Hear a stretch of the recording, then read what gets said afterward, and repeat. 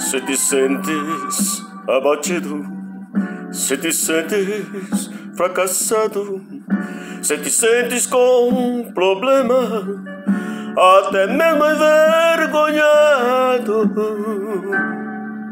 você já não tem mais forças para enfrentar as grandes lutas.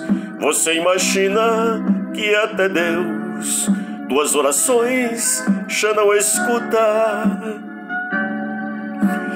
Eis que a mão do Senhor não está encolhida, que não possa salvar, nem seu ouvido está surdo para que não possa te escutar.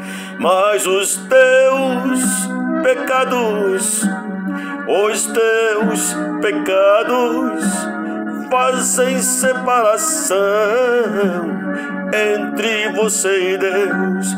Mas os teus pecados fazem separação entre você e Deus.